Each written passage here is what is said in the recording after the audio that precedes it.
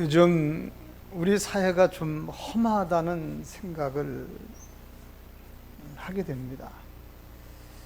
너무 강도 살인, 잔인한 일들이 많이 일어나서 그런 생각을 했습니다. 서울 강남 한 오피스텔에서 모녀가 살인된 사건은 이별 통보를 받은 박학선이라는 사람이 저지른 일입니다. 이날 박학선은 교제하던 60대 여성으로부터 이별 통보를 받았습니다. 가족들이 교제를 반대하니까 우리 그만 만나자.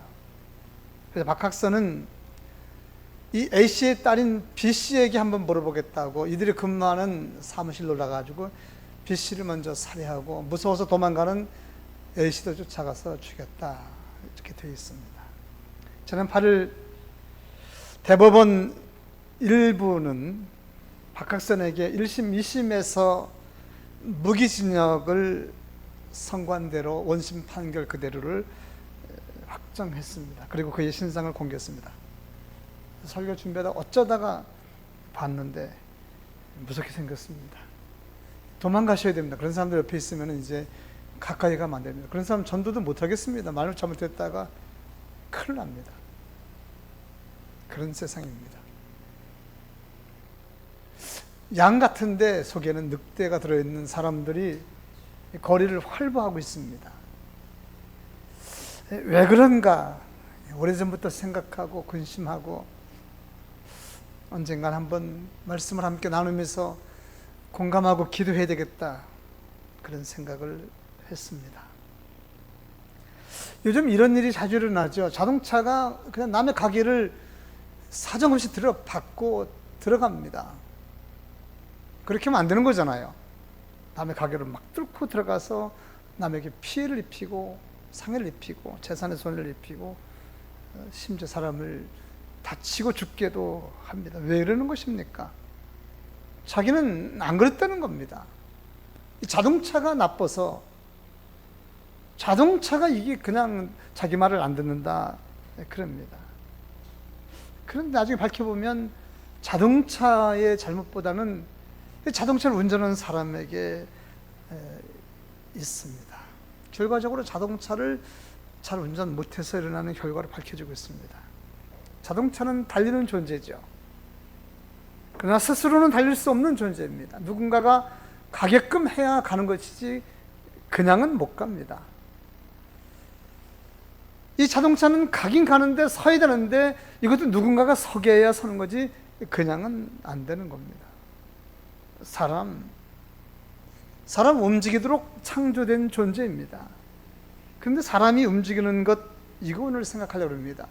스스로 움직여주는 것이 아닌 존재라는 사실, 사람도 스스로 움직일 수 있는 존재가 아니라는 사실. 물론 우리는 그 존재를 뇌라고 생각하는데 뇌에서 신호를 주면 움직이고 이렇게 하라 저렇게 하면 한다고 하는데 그거보다 원론적인 내 안에 또 다른 내가 있다는 생각을 전제로 말씀을 준비하고 만들었습니다. 사람 안에 무엇인가 나를 움직이게 하는 존재가 또 따로 있다는 겁니다. 그가 나를 움직이는 겁니다. 그가 가하면 가고 서하면 서고 죽여 하면 죽이고 죽일 마음을 갖게 하고 계획을 세우게 하는 나 안에 뭐가 있는데 그거 오늘 생각하는 겁니다. 그래서 사람이 분을 참지 못하는 것은 그 사람 때문에 그러는 겁니다. 내 안에 나를 움직이는 그 무엇인가가 화나게 하고 내 육신을 움직이게 하는 겁니다. 자동차를 생각하면 뭐 답이 나올 것 같아서 자동차를 예를 들었던 겁니다. 자동차 달리는 존재죠. 잘 달리는 자동차, 좋은 자동차, 센 자동차입니다. 자동차가 잘 달리도록 그렇게 튜닝도 하고 하잖아요. 그가 사고가 나고 그래서 인생에 다치고 죽었다 하더라도 그런데 자동차에게는 잘못을 묻는 사람은 세상에 없습니다. 자동차가 감옥에 가고 자동차가 끌려가고 자동차를 재판하는 이런 세상에 없습니다. 죄는 자동차에게 없습니다. 자동차 안에 있는 사람에게 죄를 묻습니다. 남에게 해를 끼치고 죄를 지으면 그 사람은 그 자동차는 사람에게 없는 겁니다. 그럴 때 우리는 남에게 해를 끼치고 죄를 지으면 사람에게 죄가 없는 것인가? 사람에게 보이는 육신에게 세상은 사람을 구속하고 사람에게 죄를 묻습니다.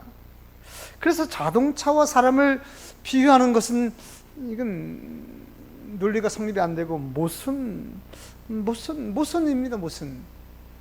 자동차는 잘못해도 자동차는 그냥 자동차에게 죄를 묻지 않는데, 자동차 안에 있는 사람에게 죄를 묻는데, 사람은 사람 안에 누가 있는 것을 있는데 그 사람 안에 누가 있는 그것을 잡아가면 되는데, 자동차와 사람을 비교했을 때 말입니다.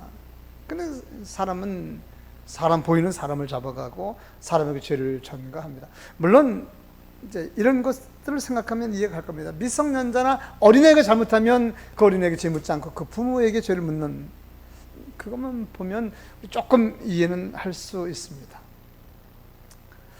그러나 성경을 잘 연구해 보면, 인생의 존재가 무엇인지를 잘 연구해 보면 인생이 자동차와 같은 존재인 것을 쉽게 알 수 있습니다.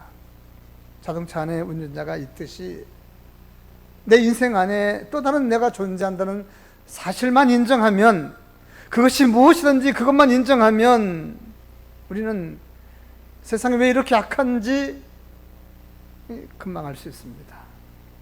내 안에 또 다른 무엇인가 있다. 그가 나를 조정하는데, 그가 나를 잘못 조정하고 잘못 통제하면 사고가 난다. 갈 때 가고 설 때 서야 하는데 반대로 한다. 서는 것도 잘 못한다. 그러면 참상이 나는 거죠. 참을 때 참아야 하는데 못 참는다. 함부로 말하고 던지고 찌르고, 여기서 사고가 나는 거 아니겠습니까? 보이는 육신 그것만 판단해서는 잘 모릅니다. 속담도 있잖아. 사람 10길 물길을 쏘고 날아도 사람 마음 모른다 그러잖아요. 무슨 생각을 하고 있는지, 속된 말로 무슨 꿍꿍이를 끄고 있는지 모르는 겁니다, 여러분.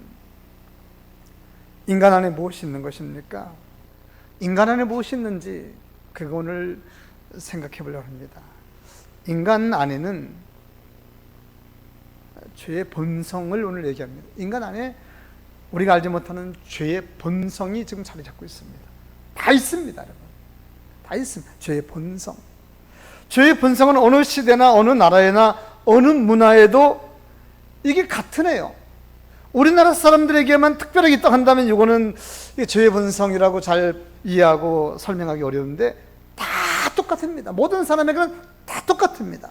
어느 때나 어느 나라에나 어느 민족에게나 그 십계명이 시작해 놓는 범죄가 동일하게 있습니다. 살인, 강도, 도둑, 성범죄, 폐륜, 사기.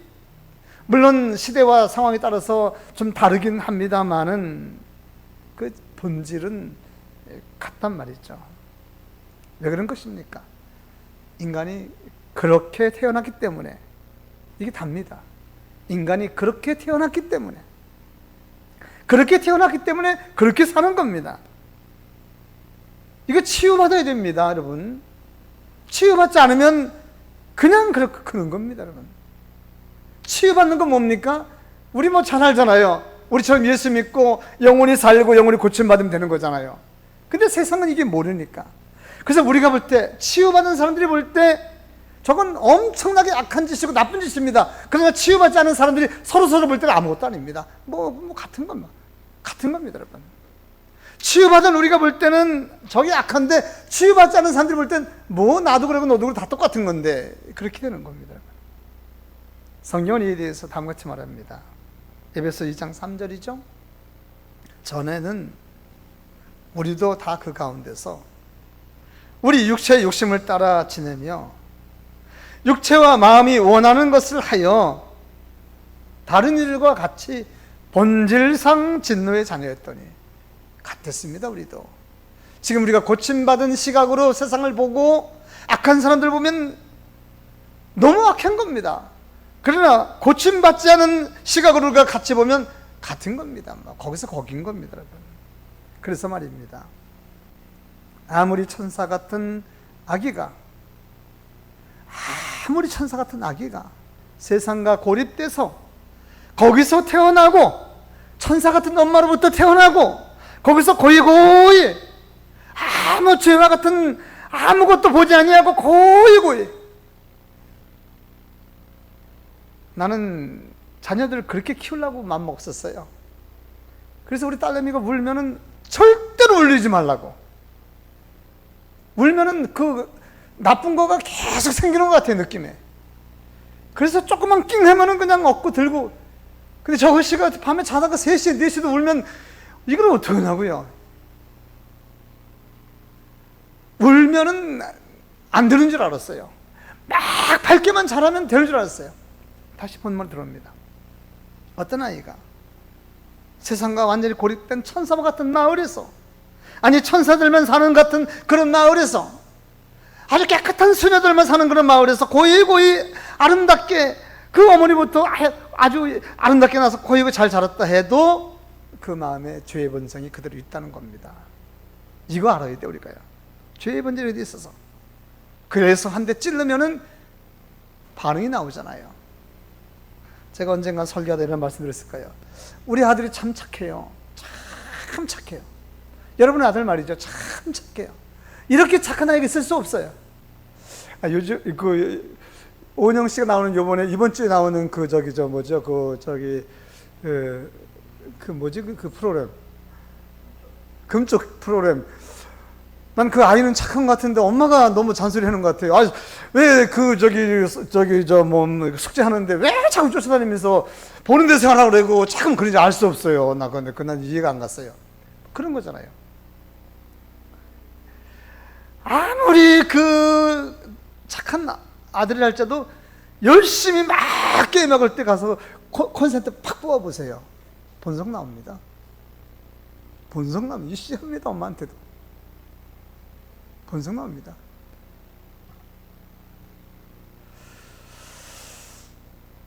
그래서 우리는 죄를 연구하지 않을 수가 없는 겁니다. 죄를 연구해야 됩니다. 죄 문제에서 은혜 문제까지 가는 것이 오늘 본문이기 때문에, 죄를 모르면 은혜를 모른다 막 결론이 나오고 싶어서, 지금 마음에서 결론이 나오고 싶어서 견딜 수가 없습니다. 죄를 모르면 은혜를 모르는 겁니다, 여러분. 그래서 죄를 연구할 수 없습니다.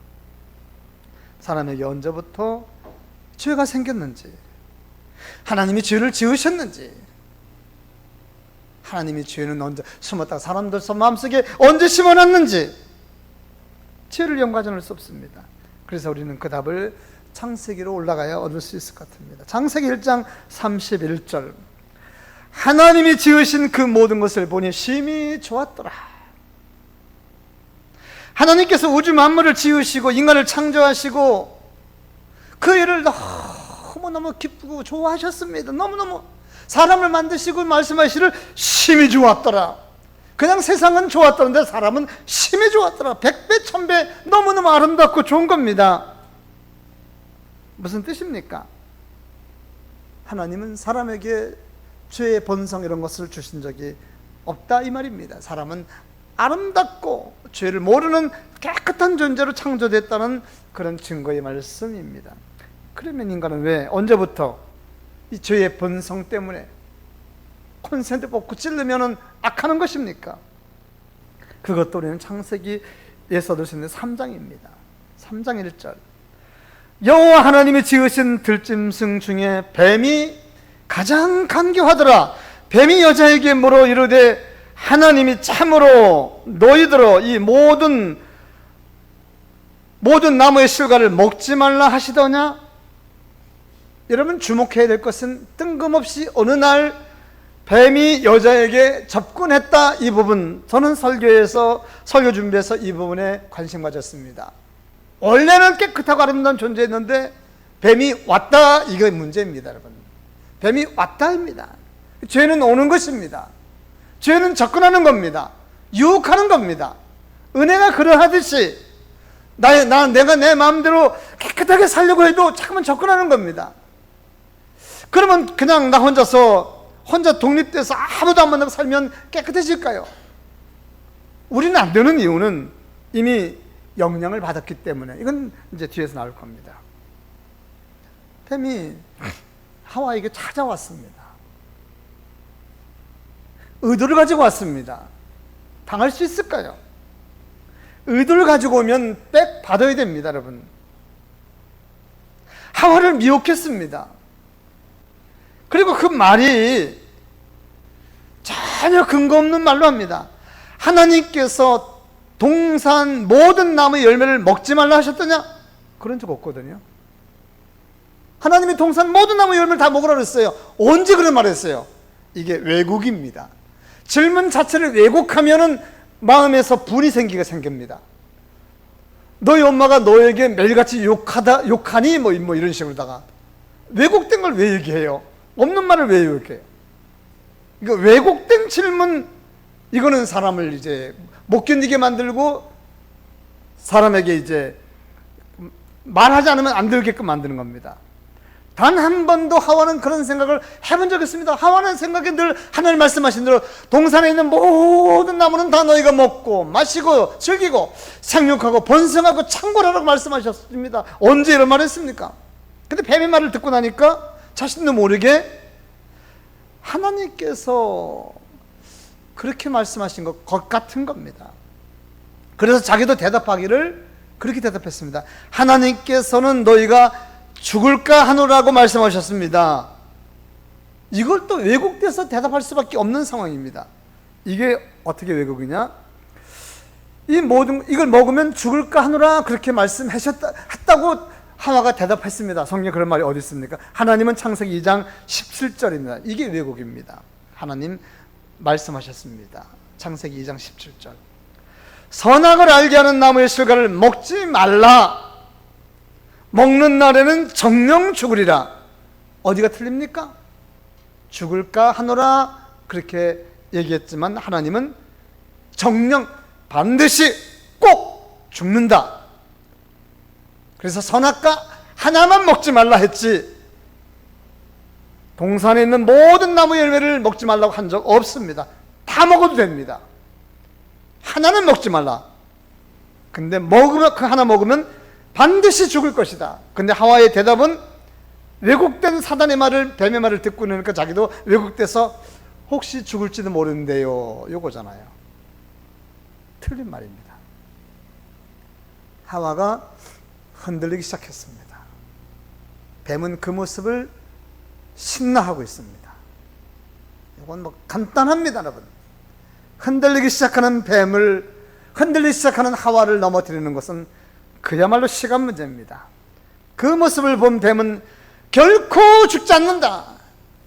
결코 죽지 않는다. 먹으면 하나님처럼 될까봐 하나님이 못 먹게 하려고 그러는 거야. 너 먹으면 너도 하나님처럼 눈이 밝아서 하나님처럼 될 거야. 이건 뭡니까? 다른 말로 음모론입니다. 아주 못됐잖아요. 그런데 놀랍게도 세상 사람들은 이런 거에 착착착착 넘어가요. 어떤 사람들, 은혜가 없는 사람들, 하나님의 은혜가 없으면 너무 잘 넘어가요. 이럴 수 없게 저럴 수 없게 이렇게 하고 저렇게. 세상의 모든 사람들이 어쩌면 뭐 돈 그런 거 말고요, 이런 음모론에 신앙생활에 얼마나 넘어가는지 알 수가 없어요. 우리 집 그 밑에 그 통일교 거기 있잖아요. 참 난 그거 보면서 사람들 질러 버글버글해요. 우리 교회도 저처럼 버글버글 했으면 참 좋겠고, 저 통일교가 우리 교회 됐으면 좋겠다. 나는 통일교가 우리 교회 되는 날 없을까요? 혹시 건물 거기 참 좋고 우리 교회 꽃동산교회로 간판 붙이면 좋겠다. 늘 거기 갈 때마다 그 생각해요. 그 좀 어떻게 샀으면 좋겠어요. 저 사람 쫓아오리고. 거기는 사람들이 버글버글해요. 아니 그 통일교 문선명이 그 이론 맞지도 않는데 왜 모이는지 모르겠어요. 난 거기 왜 모이는지 모르겠어요. 알 수가 없어요. 근데 그 사람들은 아주 철저하게 빠져 있어요. 그리고 거기서 나와서 또 열심히 전도해요. 두시 짤져가지고 참 이해가 안 되잖아요. 영적으로 한번 이렇게 현혹되면 못 빠져나와요.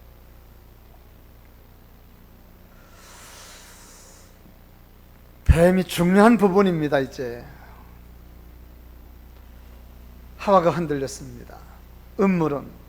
그래서 자기도 먹고 자기 남편 아담도 먹게 하고, 결국 하나님의 말씀을 어기게 되는 이것이 죄의 시작입니다. 이걸 우리는 다른 말로 원죄라 말하잖아요. 그런데 말입니다. 그것은 그 옛날 아담과 하와의 일이잖아요. 아담과 하와가 하나님 앞에서 저지른 개인 일이잖아요. 가정일이잖아요. 가정일.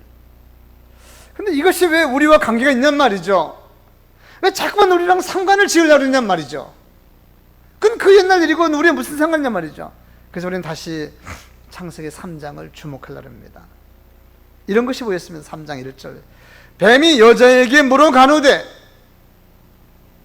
3장 2절. 여자가 뱀에게 말하되, 3장 4절. 뱀이 여자에게 이르되, 이 뱀이 여자에게 온 것이 문제가 됐다는 생각이 자꾸만 드는 겁니다. 오늘 본문에서 중요한 것은 뱀이 여자에게 왔다는 사실이 중요한 겁니다. 뱀은 성경에서 하나님 만든 들짐승 중에서 가장 간교한 짐승이라고 했는데, 뱀이 상징하고 있는 것은 사단이고, 그리고 뱀에게도 사람이 마귀가 씌울 수 있겠다. 짐승도 귀신 들리고 돼지도 귀신 들리잖아요. 성경에 귀신 2,000마리가 돼지에게 들어갔잖아요. 2,000마리 돼지가 너무 가슴이 뜨거운지 견딜 수 없어가지고 물로 빠졌잖아요. 여러분, 미친 개 얘기 들어왔나요? 악한 마귀는 개에게도 들어갈 수 있습니다. 가장 들어가고 싶은 존재는 사람이잖아요. 저는 이거에 대해서 하도 설교를 많이 하고 있어요. 어쩌면 많이 봤기 때문에 전문가라 할 수 있습니다. 마귀는 출입이 가능한 존재입니다. 사람의 몸에, 짐승의 몸에 출입이 가능. 그 짐승도 막 굴러 떨어뜨리게 하고 개도 미치게 만들 수 있는 것이, 그럴 때 뱀이 하나님 만든 들짐승 중에서 가장 지혜로웠다고 한다면, 마귀는 뱀을 이용했을 가능성이 있단 말입니다. 전에는 말도 하고, 지금 벌 받아가지고 다리도 없고 그랬는데, 전에는 말도 하고 했다고 한다면, 의사소통이 됐다고 한다면, 마귀는 뱀을 이용했을 것입니다.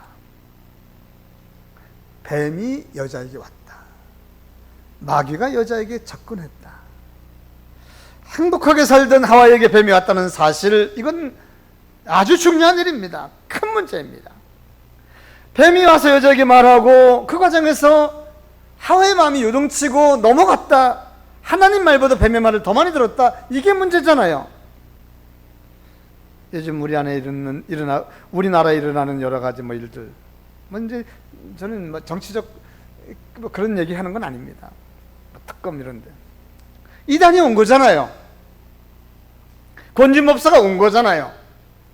그래서 받은 거잖아요. 개인 일이잖아요. 개인 일이 아니잖아요. 개인 일이 아니에요. 그거는 온 국민의 문제고, 그것 때문에 여러 사람이 고통당하고 같은 겁니다, 여러분. 한 사람 문제가 아닙니다. 어떻게 한 집의 가정의 문제가 가정의 혼자 문제입니까? 한 집의 자녀 문제가 어떻게 한 집의 자녀 개인의 문제입니까? 한 사람의 죄, 오늘 본문에는 한 사람 한 사람을 계속 얘기합니다. 한 사람 한 사람. 오늘 본문에 나오잖아요. 한 사람의 범죄로 말미암아 사망이 그 한 사람을 통하여 왕노릇했다. 한 범죄로 말미암아 정죄에 이뤘다. 한 사람 문제가 아닙니다. 한 사람 문제가 아닙니다. 하와는 단 한 번도 그렇게 생각한 적이 없었는데, 뱀의 말을 듣고 나더니 자신도 모르게 하나님에 대해서 오해가 생기고 잘못된 생각을 했습니다. 뱀이 왔기 때문에 했습니다. 아담과 하와의 일은 결국 개인의 일이 아닌 결국 인류의 문제가 되었습니다. 그런 것을 봤습니다. 호주에 토끼가 원래 없었다네요. 호주에. 호주 하면 양 유명하죠. 1859년 사냥감으로 24마리의 토끼를 들여왔는데 지금은 2억 마리가 넘는답니다. 2억 마리가. 이게 토끼가 문제가 지금 되고 있는 나라가, 우리나라 멧돼지 그런 것 이상으로 사방에서 내려 먹어치우고 난리 났답니다. 호주 정부는 막대한 예산을 투여해서 토끼와의 전쟁을 선포한 적이 있습니다. 아무 효과가 없답니다. 감당 못하는 겁니다, 여러분. 아담과 하와가 저지른 죄가 그렇습니다. 죄가 없던 이 세계에 죄가 들어오기 시작해서 죄가 번지기 시작했습니다. 그것이 하나님이 창조한 온 세상에 넘쳐났다. 이 죄 문제가 이 철저하게 이 인간을 유린하고 말았고, 더 나아가 하나님을 향한 하나님의 뜻까지 짓밟게 됐다. 죄가 어마어마했습니다. 중요한 것은 사람들은 이런 죄가 있는지도 모르기 때문에 문제가 되는 겁니다.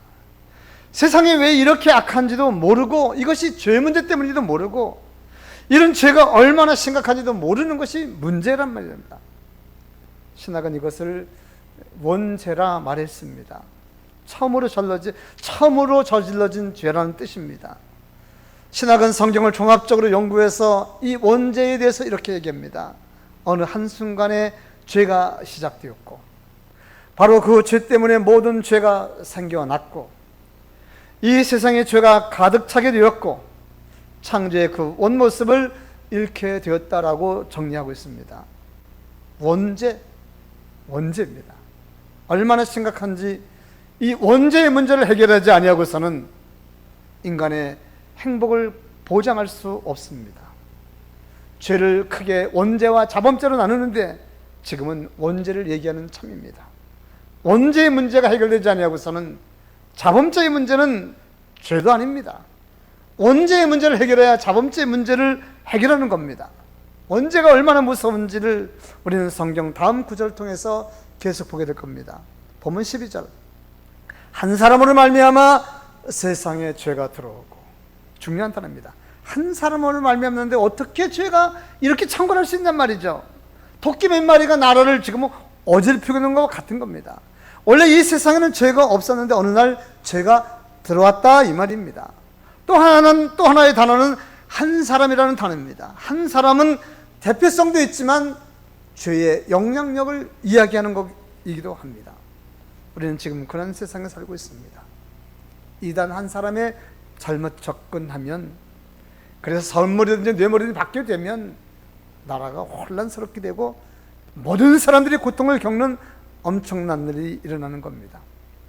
기독교에 늘 공격적인 입장을 편 리차드 도킨스라는 사람이 있는데, 그가 쓴 책 만들어진 신이라는 책에서 원죄에 대해서 이렇게 설명하고 있습니다. 원죄 자체는 구약 성경의 아담과 이브의 신화로부터 직접 도출된 것이다. 동의할 수 있습니까? 그들의 죄는 금지된 나무의 실과를 따먹은 것에 불과하다. 왠지 아무렇지도 않게 말하는 것을 보잖아요. 단순히 꾸지람을 듣고 끝낼 정도에 불과한 죄다. 그렇습니까? 이 원죄는 단순하게 우리가 생각하는 도덕적인 죄, 그 도덕적인 죄 중에서도 가장 큰 죄, 살인, 강간 이런 것도 칩시다.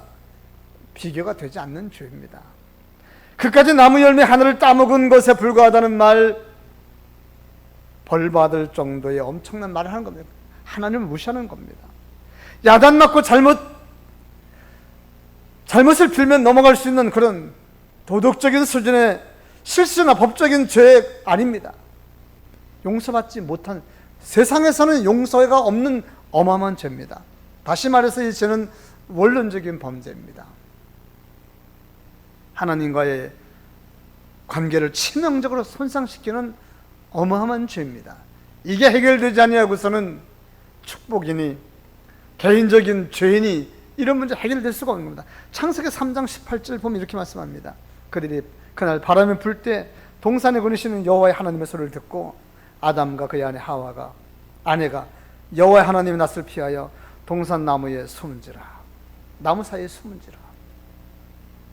하나님이 아담과 하와를 부르는데 왜 숨는 것입니까? 존재적인 죄입니다. 안 되는 겁니다. 이거는. 부르시며 이르시되 그에게 이르시되 내가 어디 있느냐? 이르되 내가 동산 하나님의 소리를 듣고 나가 벗었으므로 두려워야 숨었나이다. 하나님을 볼 수가 없는 겁니다. 하나님이 무섭습니다, 여러분. 창피합니다, 여러분. 해결되지 않고는 이 상태로 사는 겁니다. 지금 원죄가 해결되지 않은 사람들은 두렵게 또는 벗었으므로 그냥 무시하며 사는 겁니다, 여러분. 아담과 하와가 왜 피해야 되고 숨어야 되는 것입니까? 하나님이 두려워 숨지 않으면 안 되는 상황이 지금 되었습니다, 여러분. 그래서 더 이상 인생은 에덴 동산에서 하나님이 있으라고 해도 있을 수가 없는 존재입니다. 스스로 피해서 나올 수밖에 없는 존재입니다. 이해가시겠습니까? 못 삽니다, 여러분. 그들이 스스로 짐을 싸가지고 나올 수밖에 없습니다. 하나님이 그들을 감싸 주어도 그들은 어찌할 바를 모르는 겁니다. 인간 자체를 완전히 변절시켰습니다. 에베소서 4장 17절 19절입니다. 생략하고 그들의 총명이 어두워지고 그들 가운데 있는 무지함과 그들의 마음이 굳어짐으로 말미암아 하나님의 생명이 그에게서 떠났도다. 죽은 상태입니다. 저는 신학을 2개 했습니다. 처음에는 고치면 되는 거 아닌가? 뭐가 죽었어? 나중에 신학을 했는데 고쳐서 되는 것이 아니라 죽었습니다. 에베소 2장 1절인가 에베소를 읽고 저는 진짜 정말 오랫동안 눈물을 멈추지 못하는 그런 50살 때 있었습니다. 아무리 울어도 끝나질 않습니다. 생각만 해도 너무 기가 막힌 겁니다. 생명이 떠났도다. 죽었던 너희를 살리셨도다. 이 부분입니다. 나는 고치면 되는 줄 알고 배웠는데, 나는 살아서 움직이기 때문에 병들었기 때문에 고치면 되는 줄 알았는데 아니라는 거예요. 죽었다는 겁니다, 여러분. 죽은 사람은 고쳐지질 않습니다. 물에 빠져서 밧줄을 던져줘도 잡지도 못합니다. 죽은 사람은 하나님의 음성을 듣지 못합니다. 죽은 사람은 아무리 하나님의 은혜가 너무 내려와도 그 은혜를 받지 못합니다. 먼저 사는 것이 중요합니다. 마음이 굳어짐으로 말미암아 하나님의 생명이 떠났도다. 끝난 겁니다. 그들이 감각 없는 자가 되어 자신을 방탕에 방임하며 모든 더러운 것을 욕심으로 행하되, 한마디로 말해서 영이, 우리 안에 또 다른 생명, 영이, 하나님의 형상을 닮은 영이 치명적인 손상을 입게 되었단 말입니다. 살았다 하더라도 지적 장애진, 시각적 장애인처럼 하나님 보지 못하고 청각적인 장애인처럼 하나님의 음성을 듣지 못합니다. 죽었으면 하나님을 찾을 마음도 없는 겁니다. 시편 14편 2절 3절 여호와께서 하늘에서 인생을 굽어 살피사 지각이 있어 하나님을 찾는 자가 있는가 하려 보여한즉 하나님을 찾는 자가 없습니다. 다 치우쳐 함께 더러운 자가 되고 선을 행하는 자가 없으니 하나도 없도다. 무슨 얘기인 겁니까? 마음과 양심 치명적인 손상을 입게 되었어. 그 마음이 더러워져서 하나님을 찾을 마음조차가 없습니다. 복을 주고 구원을 줘도 안 받는다는 겁니다. 관심 없습니다. 양심이 화인 맞아서 선을 알면서도 그건 내가 왜 해야 돼? 나 무슨 관계가 있어? 선하게 살 마음도 없고 다른 사람 도와줄 마음 없습니다, 여러분. 이게 원죄의 심각성입니다, 여러분. 하나님이 그 아들을 먼저 세상에 보내서 은혜의 햇빛을 뿌려주지 않으면 사람의 마음은 조금도 열마음이 없습니다. 주님이 오셔서 늘 얘기하는 것이 누굴 위해서 오셨습니까? 자기 선택한 민족 유대인들에게 오시지 않았습니까? 아주 쳐다보지도 않습니다, 여러분. 선을 빛이 왔을 때 빛을 바라보지도 않습니다, 여러분. 더 큰 문제 12절입니다. 오늘 본문 12절. 죄로 말미암아 사망이 들어왔나니, 이 땅을 얘기하는 겁니다. 죄로 말미암아 이 땅에 죽음이 시작되었습니다. 이 원죄 때문에 사망이 시작되었습니다. 원래 하나님께서 창조하신 이 세상에 죽음이라는 것은 없었습니다. 그런데 이 원죄로 인하여 세상에 죽음이 찾아왔고 인간을 비롯한 생명들이 죽음을 맞이하게 되었습니다. 결국 모든 인간이 죽을 수밖에 없는 존재가 되었습니다. 이것이 원죄의 심각한 문제입니다. 왜 우리가 원죄를 이렇게 알아야 되는 것입니까? 이제 오늘 결론에 도달할 겁니다. 원죄는 아담과 하와의 문제인데 우리가 무슨 관계가 있냐고 말하지 않았습니까? 우리가 왜 그 죄에 대해서 심각성을 느끼게 되고 알아야 되냔 말이죠. 이것은 오늘 우리가 말씀을 나눠야 될 결론의 말씀이고 결단해야 될 것이고 어쩌면 가장 중요한 말씀입니다. 우선은 간단하게 우리도 그 죄의 영향력을 받았기 때문입니다. 그 죄의 영향력이 너무 크기 때문에 세상의 원자력, 핵 이런 거에 영향력을 받아도 그 후순 대대의 영향이 있거든. 죄의 원죄의 영향력, 그럼 비교할 수 없는 어마어마한 영향인데 그 영향력이 우리 영혼에 치명적인 영향을 끼치고 말았습니다. 시편 51편 5절입니다. 내가 죄악 중에서 출생하였으며 다윗이 말입니다. 내가 죄악 중에 출생했다. 나는 세상에 나오면서부터 죄악 중에 출생했다. 사람은 그렇게 기뻐할 줄 몰랐지만 우리 어머니가 나를 낳았을 때 죄악 중에 출생했으며, 다윗이 자신을 돌아보면서 하나님 앞에 훗날 참여하는 내용이었습니다. 자신은 태어날 때부터 죄악 중에서 태어났고 죄인으로 태어났다 이 말입니다. 이것을 아는 것, 오늘 저와 여러분들이 이것을 원죄를 얘기하는 것은 이것을 아는 것이 너무너무 중요하기 때문에 이것은 다윗이 성 다윗이 되고 지금도 이스라엘의 여러 왕 중에서 다윗이 우리의 왕 다윗, 지금도 이스라엘 백성들 최고로 존경하는 왕이 다윗이고 이스라엘 상징하는 그 국기의 별, 그건 다윗을 상징하는 별인 것처럼 다윗이 이렇게 위대한 왕, 존경받는 왕이 되었던 것은 다윗이 이 고백대입니다. 내가 태어날 때부터 이미 죄악 중에 태어났다. 그런 고백 때문에 딱 그렇게 상황이 됐다. 그게 아니라 그런 자세로 그는 살았습니다. 늘 죄악 중에서 나는 죄인이다. 그리고 무슨 자기가 조금이라도 죄가 졌으면 철저하게 꿇어엎드려 회개하고, 선지자가 그가 우리아의 아내를 범했을 때 말했을 때 당장 무릎을 꿇고 어떤 죄라도 받겠다고 한 왕이 다윗입니다. 누구라도 죄를 안 지을 수는 없습니다. 우리 마음속에 죄의 본성, 육신의 정욕, 기본 욕구가 있기 때문에 정말 나도 모르게 실수로 나쁜 말을 하게 되고 실수로 잘못 본 것을 볼 수 있단 말이죠.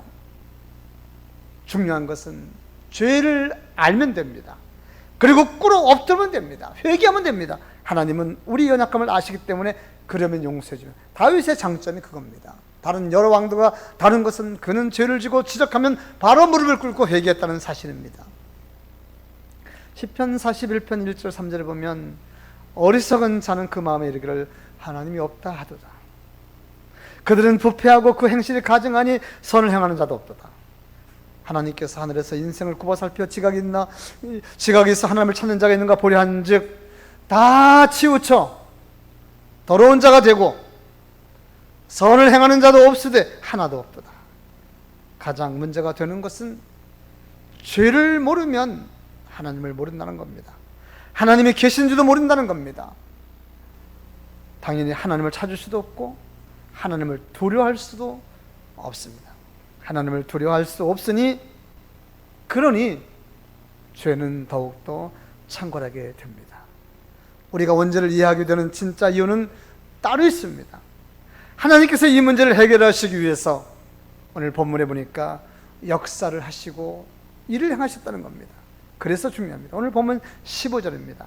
그러나 이 은사는 그 범자와 같지 아니하니, 은혜를 얘기합니다. 곧 한 사람의 죄를 범하여 많은 사람이 죽었은즉 더욱 하나님의 은혜와 또한 한 사람 예수 그리스도의 은혜로 말미암아 선물은 많은 사람에게 넘쳤느니라. 한 사람 죄로 인해서 온 세상이 넘쳤지만 한 사람 예수로 인해서 온 세상을 다 치유할 수 있는 은혜가 이 땅에 나온단 말입니다. 그것이 바로 예수 그리스도 은혜, 하나님이 그 아들 예수 그리스도를 세상에 보내셔서 세상 죄의 바다를 치유하신 엄청난 은혜입니다. 마틴 로이스 존 목사님은 이 은혜를 이렇게 설명합니다. 은혜라는 말이 원래 그겁니다. 은혜, 그것은 자격 없는 자에게 주어지는 분수에 넘치는 호의 또는 친절. 은혜가 그겁니다. 은혜라는 말의 의미가. 그것은 그저 주어지는 선물일 뿐만 아니라 전혀 받을 만하지 않는 자들에게 주어지는 값없는 선물이다. 그것은 우리가 세상에서 하나님과 함께하지 아니하고선 아무런 희망도 없을 때 우리에게 주어지는 은혜, 그것이 바로 은혜입니다. 바로 하나님께서 우리의 원죄 문제를 해결하기 위해서 이 땅에 이런 엄청난 은혜를 베푸셨다는 사실입니다. 요한복음 3장 16절 아시죠? 하나님이 세상을 사랑하셔서 독생자 예수를 세상에 보내주셨으니 이는 그를 믿는 자마다 멸망치 않고 영생을 얻게 하려 하심이라. 하나님께서 이 세상과 그리고 그 안에 살고 있는 세상 사람들을 사랑하신 것에 대해서 사랑하셨으므로 시작된 겁니다. 원죄로 치명적인 손상을 입은 세상 사람들과 그 안에 살고 있는 세상의 사람들을 하나님이 사랑하시니까 그들을 불쌍히 여기시고 그리고 그들을 멸망당하지 않게 하기 위해서 독생자 예수를 세상에 보내주신 겁니다.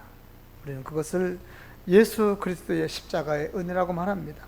하나님께서 당신의 아들 예수 그리스도를 세상에 보내주신 이 일, 그리고 십자가에 달리게 하시고 십자가에서 죽으실 뿐만 아니라 죄값을 치르게 하신 후에 또 부활하셔서 우리를 괴롭히던 죄의 권세로부터 완전히 죄의 권세를 무너뜨리고, 죄의 권세는 사망의 권세인데 사망의 왕을 죽이시고, 예수님이 부활하셨다는 사실은 사망의 왕을 이기셨다는 얘기입니다.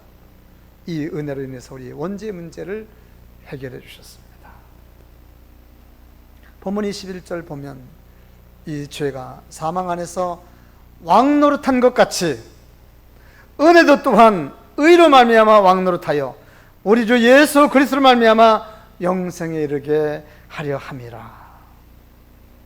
그동안 죄가 악한 왕처럼 이 세상에서 우리 인생을 지배해왔지만 이제는 은혜가 선한 왕처럼 우리 인생을 지배하면서 우리를 구원에 이르게 하는 길을 주께서, 하나님께서 여셨습니다. 원죄로 손상받은 인생은 다시 하나님의 은혜로 회복될 수 있었습니다. 이제 십자가에 달리신 그 예수를 나의 구주로 하나님께서 그렇게 내 원죄를 위해서 죽게 하셨다는 사실을 믿기만 하고 그것을 영접하고 받아들이기만 하면 이제 우리는 다시 하나님과 관계가 회복되고 다시 하나님의 자녀가 되고 다시 영원히 살면서 다시 이제 세상의 죄를 이기고 그 악한 세상 넉넉하게 이기고 사망도 이기는, 부활할 수 있는, 부활이 보장된 하나님의 자녀로서 승리하게 될 줄로 믿습니다. 사랑하는 성도 여러분, 여기에 죄의 역설이 있습니다. 죄를 모르면 은혜를 모릅니다. 죄를 모르면 은혜를 모릅니다. 죄의 심각성을 모르면 은혜의 소중함을 모릅니다. 죄를 알아야 하나님의 사랑을 알 수 있습니다. 죄의 심각성을 알아야 그리스도의 십자가의 은혜를 내 것으로 받아들일 수 있습니다. 지금 이 세상의 문제는 서론을 말씀드린 대로 세상이 악해 보이는 악한 것은 죄를 죄로 보지 않기 때문에 그렇습니다. 그까짓 거 죄를 죄로 보지 않기 때문에 나도 죄인 너도 죄인인데 이것이 문제인 겁니다. 이것이 문제가 되는 것은 죄를 모르는 곳에는 은혜가 없습니다. 은혜가 없는 곳에는 죄만 창궐합니다. 어떻게 해줬습니까? 인간은 은혜 없이는 하나도 살 수 없는 존재인데 마지막 시대를 사는 이 시대에 더더욱 하나님의 큰 은혜가 필요한데, 은혜는 하나님의 돌보심인데 하나님의 용서와 자비이고 하나님의 보호하심인데 이 은혜가 없으면 어떻게 산단 말입니까?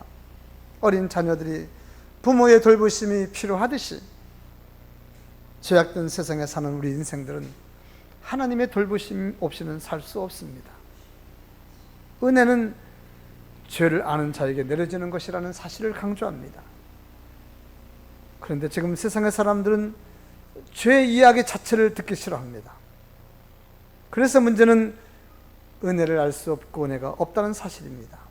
성도 여러분, 한 주간도 그리고 우리 인생에서 죄와의 전쟁을 선포하고, 분명하기는 주님께서 우리의 원죄를 해결해 주셨다는 사실을 믿으며, 그 원죄 해결이 우선 가장 근본적인 문제였었는데, 원죄 해결된 것 때문에 우리는 이렇게 하나님의 자녀가 되었다는 사실 때문에 날마다 기억하며 감사하고, 이제 언젠가 또 자범죄 얘기하겠지만은 자범죄 선포하고, 늘 죄와 전쟁을 선포하고 성결하게 살 것을 다짐하면 하나님의 은혜가 폭풍수처럼 내려진다는 사실을 오늘 본문을 통해서 말씀을 드렸습니다.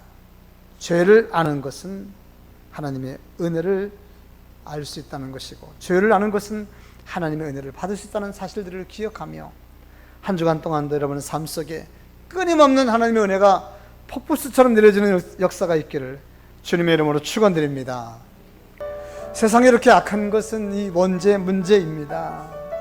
이 원죄, 예수께서 십자가에 돌아가심으로 우리는 그분을 믿음으로 원죄 문제가 해결되었기 때문에 세상의 죄가 보이고 악한 것이 보입니다. 그래서 세상 사람들은 그 보이질 않습니다. 많은 사람들이 주 앞에 돌아와서 원죄 문제를 해결하지 않으면 이 땅에 악함은 요동치게 늘어날 것입니다. 창궐할 것입니다. 주여, 하나님 은혜가 저들에게 있어서 저들도 다 원죄 문제를 해결받고 하나님의 보호심과 은혜를 받는 역사가 있게 하여 주옵소서. 우리가 이것을 알아야 되는 이유는 죄를 모르면 은혜를 모릅니다. 오늘 성경에는 죄와 은혜를 계속 대조해서 설명하고 있습니다. 한 사람의 죄가 세상을 이렇게 만들었다 한다면 한 사람의 은혜로 인하여 이 세상이 치유됐다는 말씀 아니겠습니까? 하나님이여, 우리 마음속에 원죄 문제를 해결해 주심을 감사하고, 세상에 살 때 죄와의 전쟁을 선포하며 죄 문제를 해결함으로 하나님의 큰 은혜가 넘치게 하여 주옵소서. 교회를 위해서 기도합니다. 또한 우리 교회 성도들, 몸이 아프신 분들을 위해서 기도합니다. 우리 미래의 자녀들을 위해서 기도합니다. 주여 한번 부르고 기도하겠습니다. 주여, 전능하시고 자비로우신 우리 하나님 아버지, 찬송과 영광을 받아 주옵소서. 오늘 우리에게 원죄의 문제에 대해서 기억하게 도와주시니 감사합니다. 이 세상에 날마다 악이 창궐하고 있고 죄악이 창궐하고 있어서 이 문제가는 죄악의 문제인 것을 우리가 알게 되었고, 죄악의 문제가 아버지 넘치는 곳에 하나님의 은혜가 없어졌다는 사실들을 기억하며, 우리가 주 앞에 머리 꾸리고 아버지 죄를 고백하며 죄의 문제를 기억하고 있을 때 하나님께서 베푸신 일들을 기억하게 되며, 하나님 예수 그리스도께서 우리를 위해서 죽으신 일들을 기억하게 되며, 그럴 때 하나님의 은혜가 우리에게 넘치게 되는 사실들을 말씀 나눴사오니, 아버지 하나님 그 은혜가 우리에게 넘치게 도와주시고, 우리 성도들에게 하나님 아버지 하나님 베풀어 주신 은혜가 넘쳐서 악하고 험난한 세상 속에서 넉넉하게 승리하는 귀한 역사와 은혜가 있게 하여 주옵소서. 오늘도 주 앞에 나와 예배하고 기도하는 주의 성도들에게 하나님의 은총이 넘치게 도와주시고, 우리 마음속에 원죄를 해결해 주신 하나님을 기억하며 하나님의 영광을 위해서 살아가는 우리의 모든 삶이 되도록 주여 인도하여 주옵소서. 주여, 한 주간 동안도 1년 동안도 나의 인생 동안 하나님의 은혜를 기억하며 늘 살아가는 우리 모두가 되게 도와주시고, 죄를 기억하는 곳에 하나님의 은혜가 넘친다는 사실들을 기억하며 늘 승리하는 귀한 역사가 있게 도와 주옵소서. 우리의 자녀들을 위해서 기도합니다. 몸이 아프신 주의 성도를 위해서 기도합니다. 날마다 은혜가 넘치도록 주의 역사여 주옵소서. 주님을 찬송합니다. 영광 받아 주옵소서. 그 어느 때보다 죄악이 창궐했다는 것을 느낄 수밖에 없는 이 세상을 살아가고 있습니다. 하나님이여, 주의 은혜가 이곳에도 필요한 것입니다. 원죄의 문제가 해결되지 못한 이 땅에 이 민족이 많은 민족들이 있는 것 같사오니, 하나님이여, 이 땅에도 큰 은혜를 베풀어 주셔서 많은 사람들이 주 앞에 돌아와 죄 문제를 해결받고, 그리고 하나님 아버지 죄와의 전쟁을 선포하며 믿음으로 살아가는 이 땅, 이 민족이 되게 하여 주옵소서. 우리 마음속에 하나님의 죄를 깊이 생각할 때 은혜가 넘친다는 말씀을 나눴사오니, 한 주간 동안도 주님과 동행하며 승리하는 주의 성도가 되게 하여 주옵소서. 주께서 허락하신 주의 성도들의 삶을 축복하시고 인도해 주시기를 원합니다. 오늘도 정성을 다해 주 앞에 헌금 드린 주의 성도들의 헌금을 봉헌해 드립니다. 소득의 11조를 하나님의 것을 구분하여 드린 주의 백성들에게 복의 복을 더하여 주시고 그 은혜가 날마다 차고 넘치게 도와주시며 물질의 부족함이 없도록 주님이여 인도해 주실 줄로 믿습니다. 또한 아버지 감사헌금과 건축헌금 또한 아버지 선교헌금, 주일헌금 드린 모든 손길들을 위해 주의 은혜가 더욱더 넘치게 하여 주실 줄로 믿습니다. 미래를 위해서 힘쓰고 애쓰는 우리 자녀들 길을 열어주시고 항상 우리의 기도를 들으시는 하나님 선하게 인도해 주실 줄로 믿습니다. 교회를 위해서 헌신하고 봉사하는 주의 손길들 하나님이 꼭 기억하여 주옵소서. 아버지 토요일마다 나와서 교회를 아름답게 미화하며 또한 음식을 준비하며 성가대를 성가 연습을 하여 하나님께 드리는 손길들 또한 아버지 함께 아버지 나오지 못하는 심령들을 위해서 아버지 방송 송출을 하고 또한 아버지도 또 좀 더 아버지 아름다운 예배를 위해서 방송을 아버지 자막을 띄우며 준비하는 주의 손길들에게 큰 은총 베풀어 주셔서 하나님께서 베푸시는 큰 은혜가 끊이지 않도록 주님이여 인도하여 주옵소서. 감사하고 예수님의 이름으로 기도하였습니다. 아멘.